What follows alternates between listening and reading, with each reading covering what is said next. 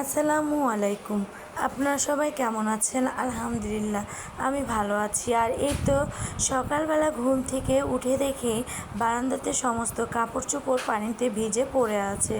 আর এই কাপড়গুলোকে আমি কালকেই ধুয়েছি। আর এরপর আমি এগুলোকে নিয়ে যেয়ে আবারও বাথরুমের মধ্যে ভিজে রাখবো, কারণ এগুলোতে নোংরা বসছে। আর এগুলো ভিজে রাখার পর আমি বারান্দার পানিগুলো আগে মুছে নেব, আর তারপরে আমি এগুলোকে ঝাড়ু দেবো। আর আজ বাদে কালকে ঈদ, আর সংসারে তো অনেক কাজ থাকে, আর সেই কাজগুলো আমাকে একা হাতে করতে হয়। আর এগুলোকে আমি মোছামুছি করে নিয়ে একটু রান্নাঘরের বেসিনগুলো পরিষ্কার করে নেব। আর সব সময় মেয়েরা পরিপাটি থাকাটাই অনেক ভালো। আর সংসারটা যদি হয় সাজানো গোছানো, তাহলে তার কথাই নেই। এরপরে দেখেন আমার এগুলো পরিষ্কার প্রতিদিনই করতে হয়, কারণ ওগুলোতে সবসময়ই নোংরা ভরে। আর এখন আমি ঘরগুলো ঝাড়ু দিয়ে রেখে দিয়ে ভাবলাম যে আসলে সকালে একটু রান্না না করলে কি আর হয়, খাওয়া তো লাগবে। এরপর আমি কিছু ঝিঙ্গা নিলাম, নিয়ে এগুলোকে এখন ভাজি করব, কারণ সকালে একটু ভাজি ছানা ভাত হলেই হয়ে যায়। তো ভাবলাম ছানা করলে মেয়ে তো খাইতে যাবে না, তাই একটু এটাকে এখন আমি কেটে নিয়ে ভাজি করব। আর এই ভাজিটা আমার অনেক পছন্দনীয়, আর এটা একটু মিষ্টি মিষ্টিও লাগে। আর এটা অবশ্য অনেকেই ঝোল করে রান্না করে খায়। আর এরপরে আমি প্রথমে কড়াইয়ে তেল দিয়ে দেবো, আর তারপর মরিচ পেঁয়াজগুলো দিয়ে দেবো।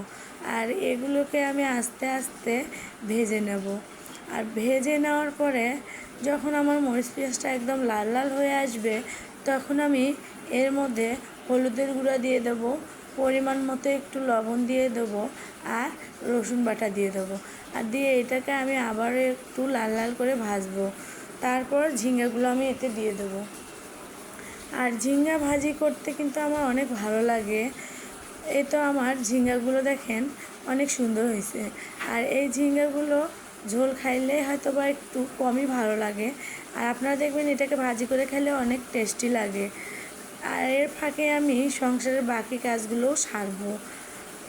আর মেয়ে ঘুম থেকে উঠে বলতেছে, আম্মু আমি একটু ভাত খাবো। তাই তো ভাবলাম যে মেয়েকে একটু ঝিঙ্গা ভাজি দিয়ে ভাত দে। আর দেখেন আমার মেয়েটা মোবাইলের পাগল।